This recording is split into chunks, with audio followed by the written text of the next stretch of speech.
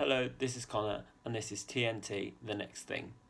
As a band, being able to play songs and fill a space with music is an integral part of what we do and something that we enjoy doing with an audience.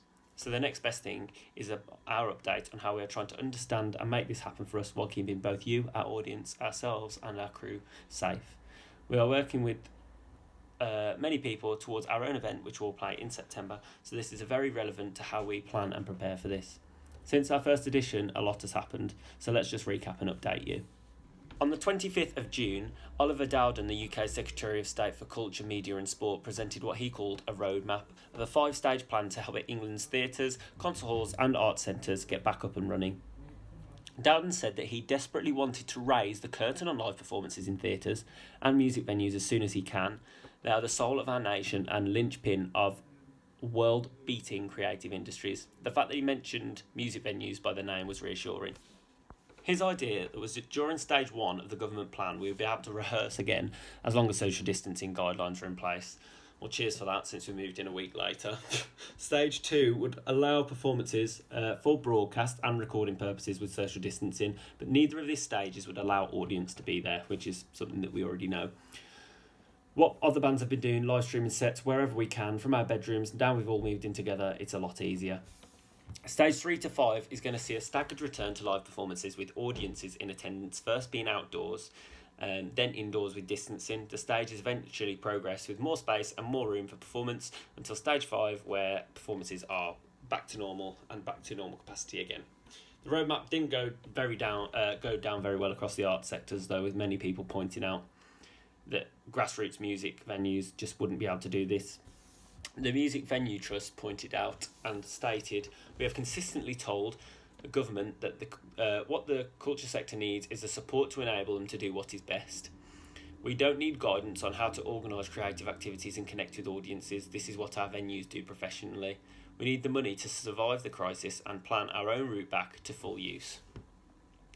The financial backing to keep venues alive was the main consideration. We all wrote to our MPs asking to point this out to the government, and we hope you did too.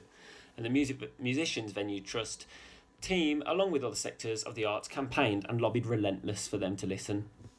Then, a couple of weeks ago, just about as I was about to release the next episode of this, on the 5th of July, there was a breakthrough saying that they were going to give a £1.57 billion package to help the arts and culture sector weather the impact of the coronavirus. In many ways, this was a victory that the Music Venues Trusts and anyone who wrote to their MPs can claim, but of course they've got to make sure that that money is directed to the right places. But time is running out. As you've seen this week, not one but 4 iconic venues in the UK have announced they're going to close: Gorilla, the Deaf Institute in Manchester, and the Welly and the Polar Bear in Hull. These are venues that we as the Novus were excited to be able to play one day because they're essential to building a fan base, especially the Deaf Institute in Manchester, which I've been told is a completely amazing venue. Andy Burnham, the Mayor of Manchester, is just one of many who has vowed to try and keep the 2 Manchester venues open, and he's going to look to do the same in Hull. So on the 9th of July, Oliver Dowden, the Secretary of State for Culture, Media and Sport, came to Downing Street for a press conference, and this is what he said. As of this weekend, our artists, musicians and dancers can start performing live outside to outdoor audiences. We'll also have the resumption of recreational sport, followed later by the reopening of our gyms, swimming pools and leisure centres. Normal life is slowly returning. This is an important milestone for our performing artists, who've been waiting patiently in the wings since March.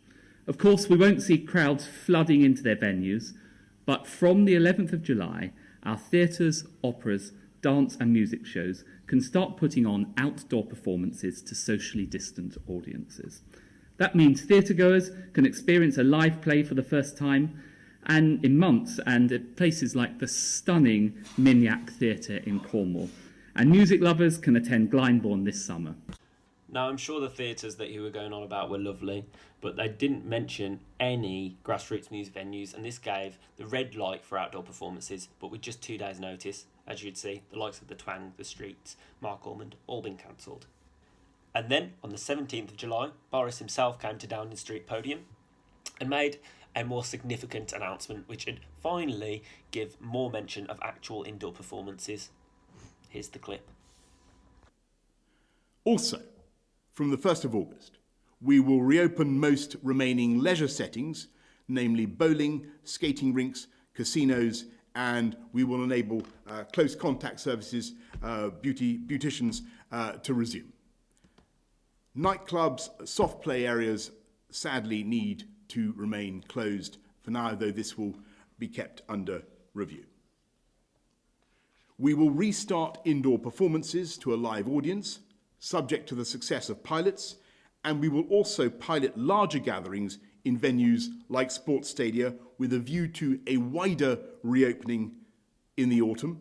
We are still not too sure where the line between a nightclub and a music venue is drawn, but the intention seems to be that live shows will come back, and that is what we will work with. For venues, though, this is still an issue for financially and how viable it is with how many people they can be allowed in to keep things safe and make it worthwhile.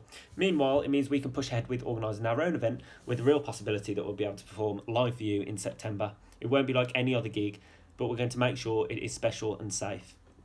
Thank you for listening, and we'll update you next time on the next thing. If you'd like to subscribe to find out when this next video comes up.